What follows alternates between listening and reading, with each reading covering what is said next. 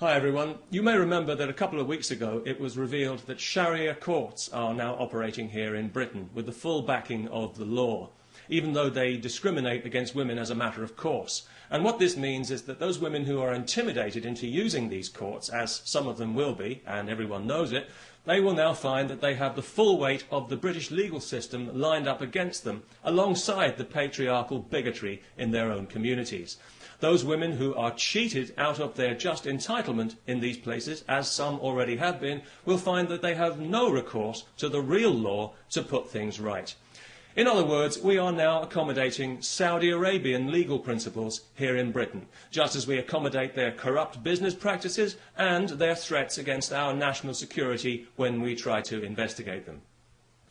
If you live in Britain and if you think these courts are a bad idea, please sign the petition to which I have linked, asking that they be abolished and that this poison be removed from our society and that we revert to the rule of civilised law with equal rights for all, if that's not too much trouble.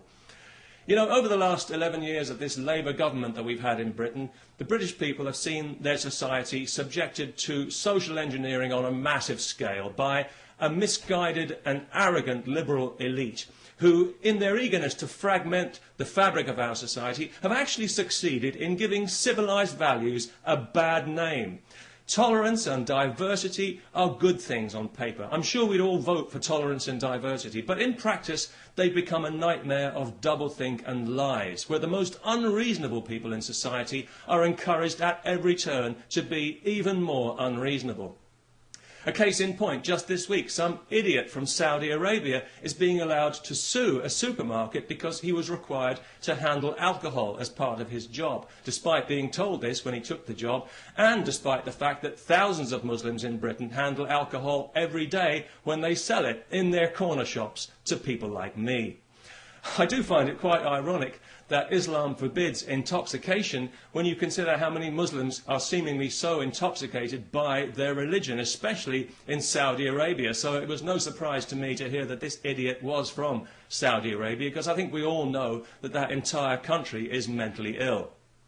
The Saudis would have us believe that theirs is the purest form of Islam. Well, I don't know about that, but it's certainly the nuttiest form. It's barking mad, if you'll pardon the canine metaphor, and it's pig ignorant, even if you won't. It's got to be just about the nastiest belief system on this faith-obsessed planet, and it's a cowardly one as well, enforced by cowardly men who are afraid of women and whose only language is ultimately violence. They're absolutely pathetic, and history is already laughing at them. If the term human rights means anything in this world, then one day the Saudis will pay out as much in compensation for their abuse of women as the Catholic Church has for its abuse of children. And I'll certainly drink to that. Because I was out earlier today, coincidentally, buying some beer, not because I enjoy beer particularly, but because I know it offends Islam. Although it didn't seem to bother the Muslim shopkeeper I bought it from, maybe he was just being polite. Anyway, as I was leaving the shop with my beer, two women happened to walk past wearing burqas. Nothing too unusual about that, not anymore, not in London anyway, and nobody really paid it much attention, apart from one small child who I overheard describing them to her mother as letterbox ladies, which I thought was actually quite inventive and rather charming. But of course it was also deeply offensive. So we had the child put to death. No, not really.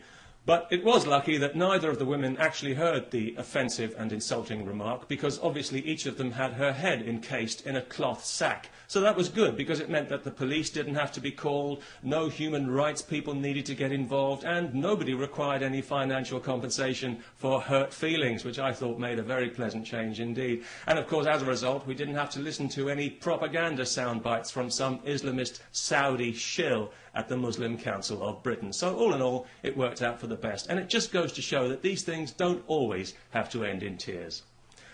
Peace, especially to everyone who remembers to sign the petition.